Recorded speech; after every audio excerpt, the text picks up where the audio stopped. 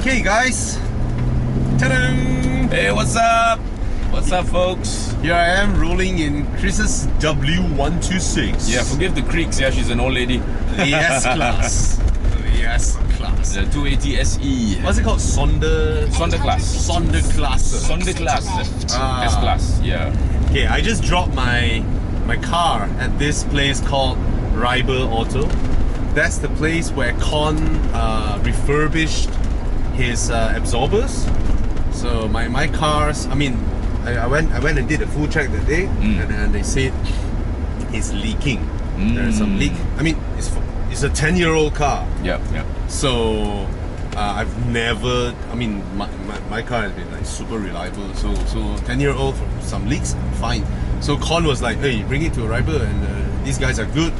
So I got them to give a check on the bushings as well. If it needs, careful. If it needs to be changed, then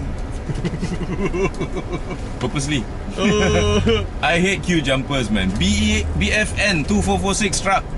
You bloody idiot! Just because you think you are a big size. but let it be. Let it go lah. S-Class. No point lah. No S-Class man.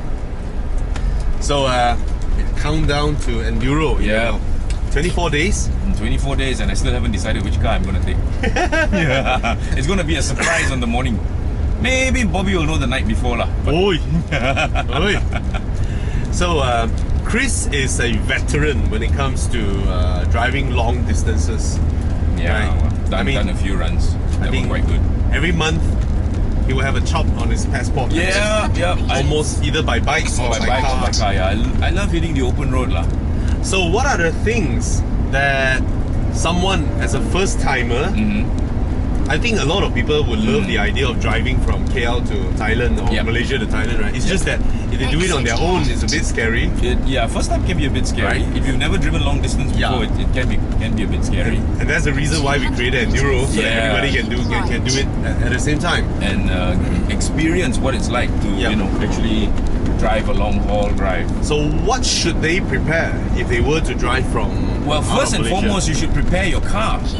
Yeah, mainly you got to prepare your car, because if you've only done the occasional drive, to Malacca or something like that, it's not going to be the same, because don't forget, in one day we're going to be covering, well, the whole distance is 1,000 plus one way. Then we still have to come back. So it's 2,000 over kilometers. Yeah. And if you've never driven that kind of long distance, first things first, make sure your car has been serviced. It's not going to be like 300 kilometers and then it's due for service. You better do it now. Before you leave.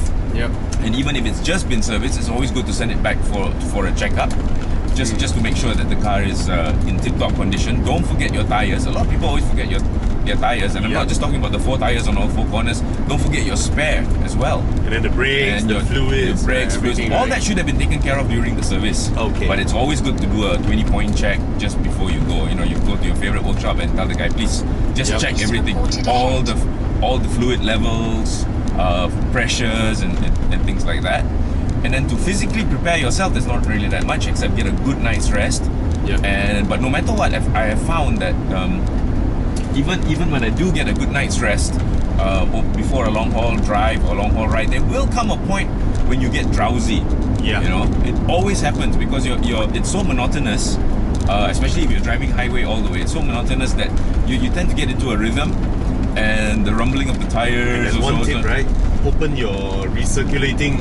That's why the Europeans have a regulation. If you have a European car, it actually turns off your recirc every 20 minutes or something like that to let fresh air in. And it freshens you up. Yes, seriously. It does, because the air in the car gets stale. So I noticed, it will freshen you up. If I close it, every 1.5 hour drive, I will be very, very drowsy. Yes, you will. But if I open it, I can drive for a longer time before you get drowsy. Okay. But you will get drowsy, so take advantage of the R&Rs and the coffee stops and all that. Even in Malaysia, our R&Rs, I mean, if you smoke, never. If you find yourself starting to like this, then it's time to stop already. Yes. Definitely time to stop, because micro sleeps can happen. You know all about that. Micro sleeps can happen, and it's just an instant. And the next thing you know, you wake up in the guardrail. Yeah. Then you'll be wide awake. What about documentations they need to prepare? Documentations, you definitely need your registration card in your name. Now, if it's not in your name, you need an authorization letter from the person whose name the card is on. With the proof of that person. With the proof of that person. Not just a photostat, it has to be a certified photostat, which means you have to get it chopped by the police. Yeah. Right? If you don't have your original grant, it's always good to have your original grant, aka registration card. If you don't have it, you need to get a photocopy, but the photocopy also has to be certified. Yeah. You know, it has to be chopped by the Police Directorate Malaysia. Yeah. And then you need your passport, of course. You're not going to cross the border yourself. Your car can go, you cannot. But and then, of course, you need to buy insurance. Now, your Malaysian insurance is fine right up to the border, and to an extent, it does also assist you in when you're over the border already. But Thai insurance is mandatory. You must get this. Even if it's third-party insurance, they will insist on PA insurance as well. Yeah. Personal insurance and car insurance, and you can do it all at the border. There are many places that you can stop and get it done. It's very fast. It's inexpensive. It's not going to cost you thousands of ringgit. In fact, I think it's less than 100 for both. Yeah. Your PA as well as your car insurance. Yeah. And then you'll be on your way. When you get to the border, don't forget there's the Malaysia side and there's the Thailand side as well. Yeah. You need to submit the documents at the relevant places. It's all clearly marked what you need to do. So the first time I went over the border, I actually did it alone. And I just followed and then asked people. I mean, don't be shy to ask. Yeah. You know? Yeah. Ask the guy who's standing there directing traffic. He's the one with if he's wearing the uniform, he works there. He will know. He'll know. And usually they're very nice. If you ask them politely, you know, don't forget, Sawadee Kap, how much is this? Or, you know, Sawadee Kap, where do I go? They will tell you and they will give you all the information that you need. So it's very easy. Yeah. So that must be an important call. If not, by what people at Angga. Exit left. So anyway, welcome to my car. Can I? And you are now sitting in a 36-year-old Grandam. She's been on the road for 36 years and actually found this car. No, you don't apologize to me, you apologize to them. I actually found this car almost in a scrapyard. So I was telling them about my car. But you saved her. Yeah, I saved her. And like what we say, right? Yeah. Every person who buys a used car is actually giving a second lease of life. Yes. I used to have a company called Second Chances, where I would buy old cars, do them up, and find them new homes. I always discover new things about you. I thought we were friends. Hey, we are. What the fuck? We are. It didn't last very long though, because one of the things that you need is a very big capital base, which I didn't really have. So, Chris has covered all the details needed Pretty much. for when Exit you left. drive across the border. Yep. Now, if you are still tinkering about the idea of joining Evo Enduro, we are closing the participation Very soon. because 400 we just started Exit about, left. I don't know, a week, and it's almost full already. Okay, it's almost full. Full as in, I mean, we'll try to accommodate as many of you. Yep. But we don't want too big a group as well, Yep. because once it swells up, it's gonna be scary. The first one I remember, it was like an open convoy. 200 meters. But this, I think this year Exit you said you want to try and keep it a bit Closely right? knitted, Yeah, a bit more lah. A bit more. But border is always one thing that will That's break another up the thing. whole group. Give yourself 2 hours at the border. Now the good thing about crossing over to Thailand, instantly you gain an hour. So give yourself 2 hours at the border at least if you're going over for the first time. Because don't forget, not just your vehicle, but you have to clear yourself as well. So you always go past the Bukit Kayu Hitam, right? There are three. There's Bukit Kayu Hitam, Padang Besar and Wang Kelian. A lot of people these days are going through Padang Besar or Wang Kelian because Exit Bukit Kayu left. Hitam is where all the big trucks go through. Yep. And it can get a little bit... Wang Kelian is the one that we're crossing, right? We have right? a choice now whether Padang Besar or Wang Kelian, because Wang Kelian is about 23 minutes away from Padang Besar. So if you want to get to somewhere closer, then I suggest we cross at Padang Besar, because we crossed in Padang Besar in 2017. Yep. And it was quite okay. Yep. So we went past Padang Besar twice. So this year, because we are heading to Satun, So you want to try Wang Kelian? so Wang Kelian is the one on the most left. eastern side, right? Western side, right? Yeah, if you're looking at the map So from it's Malaysia, a single on the left. lane crossing, right? Pretty much. So hopefully it'll be okay. I mean, it's a new experience for us. We've Yeah. done Padang Besar twice. Yeah, so let's try Wang Kelian. Why Wang not? Kelian, then we head to Satun to put up a night instead of heading all the way to Phuket. It's really tiring. It is tiring. The last time it took us 18 hours. Crazy.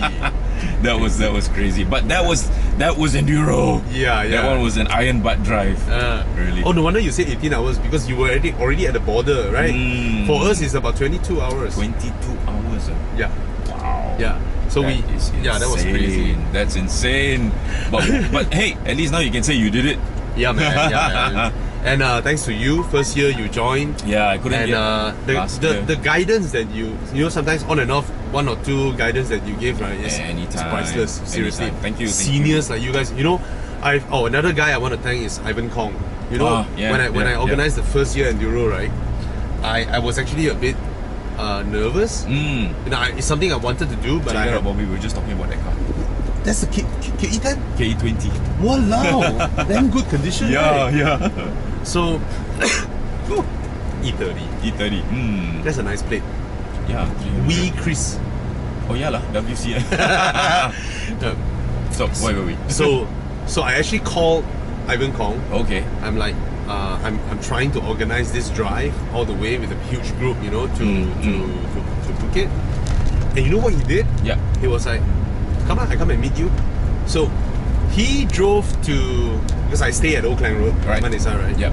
And he said, hey, we meet at the Honda dealer down there because he's not that familiar with Old Klang Road, but he knows where the Honda dealer is. Okay. So he waited for me in the showroom there. Yeah.